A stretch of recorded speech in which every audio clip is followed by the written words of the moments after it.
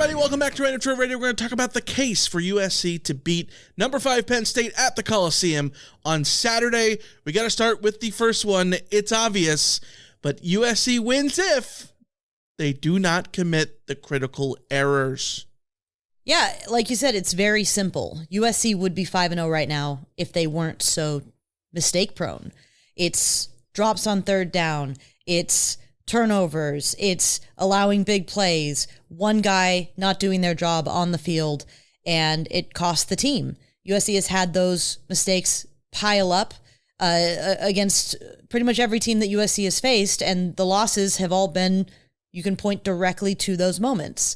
If they get out of Michigan with a win, if they aren't turning the ball over or dropping passes, they get out of Minnesota comfortably if they aren't turning the ball over and dropping passes or just having little breakdowns. So it's not that much to ask, but it is a lot to ask. Stop making the critical errors. Yeah, SC has a lot of success in the run of play, but they beat themselves with those critical errors, and it's especially imperative against a team like Penn State.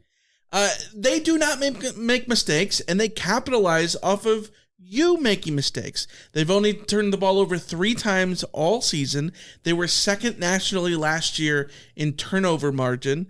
And quarterback Drew Aller, he might not be as productive as like a Cam Ward or a Jackson Dart, but he's thrown 3 interceptions in 552 career pass attempts. 3.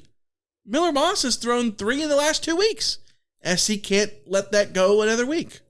Yeah, it's not just the interceptions either. USC has 8 turnovers in the last 3 games. Yeah. It's no wonder that they're 1-2 in those last 3 games. You can't survive very many games when you are giving the ball back to the opposing team. And USC's offense right now looks like it can't do anything, but that's not the truth. This offense is operating at a high level most of the time. They're just killed by shooting themselves in the foot. USC would not have trouble scoring and have not had trouble scoring when they avoid that big error that drive killing errors. Yeah, they're not necessarily getting stopped. They're committing mistakes that create the stops for them in that sense. If they continue to be able to move the football and do it error-free, they're going to have success, not only in this game, but in every game. But this is absolutely the one to start that with when you face a team like number 5 Penn State, who's favored by 5 points and, is a Big Ten contender and all that stuff. Let's go to the second reason. SC wins this game if they are essentially Ohio State and Michigan to Penn State. Alicia, explain what that means. Yeah, Penn State hasn't lost to a team not named Ohio State or Michigan in 3 seasons.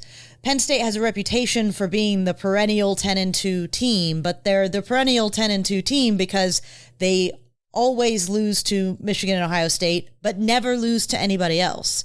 And there's merit in that. They have a limited ceiling, but they are also the ultimate chalk team. They beat the teams they ought to beat. And USC right now, unranked, is a team they ought to beat. But USC is not the same flavor of team that they've faced in the Big Ten schedule, kind of team that they ought to beat. USC is a team with top 15 talent. USC is a team playing at home that can reach high levels when they're not shooting themselves in the foot. So playing up to, maybe you're not going to play up to Ohio State or Michigan level, no, but playing up to your own level evens the playing field greatly. Penn State should not have the advantage that perception says they have in this game. Yeah, make no mistake. SC is not Ohio State. SC has not had the success that Michigan has had over the last few years. They are not that team. Do not expect that in this game, etc. It's more to the fact, as what you said, if SC is not Purdue, they're more talented on offense at the skill positions than Wisconsin or Iowa. And those are teams that Penn State beats regularly right now, right?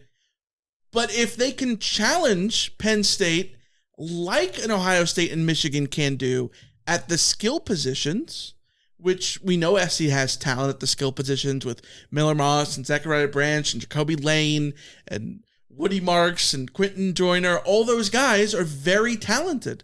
And those are all guys that if they don't start at Penn State, they're in the rotation, right? Like they're just as good as the guys that Penn State has, and they are on the same basic level as the players that Ohio State has. And Penn State has lost to those type of players before.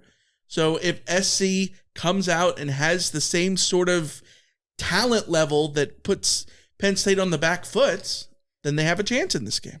This is the frustration with USC, and it has been the frustration for the better part of 15 years. Yeah. That USC will go out and lose to teams like Minnesota, or even back in the Pac-12 days, lose to teams like Washington State or Washington, or the sort of lower ASU or Arizona every once in a while, the Stanfords and the Cals. USC was always good to lose to those. Even further than that. Even in the Pete further Carroll back. I mean, eras. even during the Pete Carroll era, They this lost was the to Oregon problem. State all the time. Yes. So USC is always prime for playing down to their opponents. But one thing that sets USC apart from the vast majority of programs that would be in USC's sort of situation is that USC is also more often than not competitive in these kinds of games because they have that talent that we've talked about, because they have a quarterback that is simply at a level that most Big Ten teams don't have, because they have skill position players or an offensive system that is at a level that most Big Ten teams don't have. So, it's frustrating to see USC play down to their opponents, but at the same time, USC is always in position to walk into any game and potentially play up to their opponent or at the same level as their opponent. They have that capability where a team like, Purdue or Northwestern, like, they've got to play way beyond their means to knock off a team like Penn State. USC just has to play within its means to knock off a team like Penn State. Yeah. SC is unranked. James Franklin doesn't lose to unranked teams. He loses to ranked teams on the road, but SC's no longer ranked. They're number 26 of the AP poll, the top team in the others receiving votes. But of the unranked teams that Penn State usually jiggle bags, SC is not one of those. And that's where they have, the ability, the ceiling is higher. Obviously, they haven't been there consistently. They're not Ohio State. They're not Michigan. Don't expect that. But if they play vaguely in that tier, they will have a chance in this game. Let's go to the last reason that SC could win this game. I think SC wins this game if the offensive line is, and I get this is a low bar, but if the offensive line is okay, if they're marginally effective, I think SC has a chance to win the game. Yeah, it's a tough ask though to be marginally effective against this Penn State defensive line. One of the best defensive lines in the country. Abdul Carter, their defensive end, is one of the best defensive ends in the country. Yep. They lead the nation in time to pressure. That's according to Josh Pate. They get to the quarterback. They get to the quarterback often, and they get into the backfield often, and they generate havoc plays because of the talent that they have up front, the way they're able to dominate up front. And we've seen USC be unsettled by those kinds of players. Yeah. Michigan's defensive line worked USC's offensive line. Josiah Stewart was an absolute menace off the edge for Michigan, and Abdul Carter is probably more dangerous even than Josiah Stewart. And that's going to be a problem, specifically because one of the critical errors that we talked about earlier has too often been the strip sack or the interception via pressure. Yeah. Miller Moss has had one of those situations in each of the last 3 games, and they've contributed heavily to USC's 1-2 record in those games. Mm-hmm. So if USC if the offensive line performs at the level that they did in those moments where they gave up those big sacks or gave up those big havoc plays in the backfield, USC is going to have a really hard time here. But we've seen SC be able to have success with marginally okay offensive line play. This is not a great offensive line. Don't expect them to go out there and look like the Wisconsin offensive line of 2008 or something like that. This is not what they are, right? But even with that, Miller Moss threw for 378 yards against LSU, an LSU team that has one of the best edge rushers in the country in Harold Perkins. It's not like he had 12 sacks that game. He got to the quarterback, I think, once in that game, right? And there wasn't a critical error that the offensive line forced. There was a weird fumble that was, or tipped pass that wasn't an interception, but it didn't actually happen, right? And SC was able to have success. Against Michigan, horrible first half for all the reasons you mentioned. They couldn't, Mason Murphy just got eaten alive by Josiah Stewart off the edge.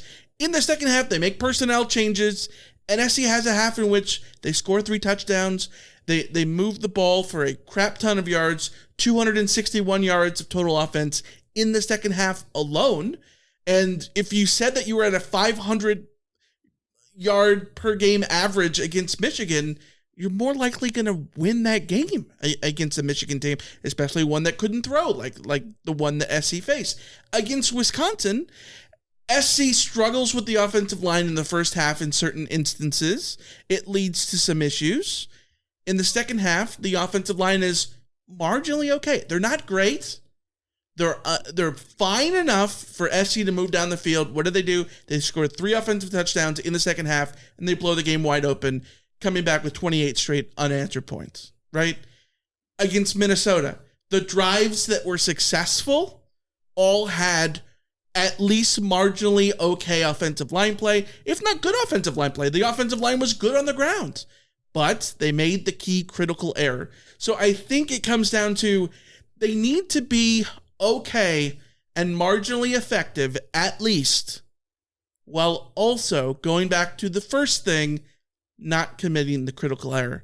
So for SC, if they're going to beat Penn State, it happens if they don't commit the critical errors. They compete like an Ohio State or Michigan in terms of a team that can challenge Penn State in terms of talent, and the offensive line holds up enough and Miller Moss is able to throw the ball downfield and have success. Yeah, and that's one thing I'm very confident about. If you give Miller Moss a chance to run this offense relatively unharmed, I think he will do a very good job doing it. Mm-hmm. The problem is he hasn't gotten very much unharmed moments. Yeah. But I will say the offensive line was improved against Minnesota. Yeah. By and large, they performed better on a play-by-play basis. And that could be slightly encouraging. I'm not saying that Minnesota's defensive line is the same as Penn State's. It's a completely different challenge in terms of that, yeah. But it's marginally encouraging. So maybe they have functionality in them. We say marginally effective. I've been sort of thinking of it as functional versus non-functional. And if USC just has a line that does the bare minimum, Miller Moss and the Trojans can go out and put up points. Yeah, we grade the offensive line, and we do it every week after games. I would say that if the offensive line got a C, that would put SC in a position to potentially win the game. Yeah. But I also think that we're probably grading on a curve. Yeah. A C for this USC offensive line realistically is an A for them. Yeah. The bar is low, and that's good because that means that it's you don't need to be crazy to achieve the success because the bar is low. But the bar is low for a reason, in that the bad play has been horrific, and it can't be horrific against a defensive line that is quick and has all the talent that Penn State does. USC and Penn State will play 12:30 CBS, 12:30 Pacific on CBS. We'll be back after the game with a traditional CarCast, our post-game reaction podcast. So check that live on YouTube. Until then, Alicia, that's it for you and me. We'll be out of here, but here's a video you should probably enjoy. I think they'd enjoy that, right? Get some popcorn, hit the like button, the subscribe button, and watch that bad boy.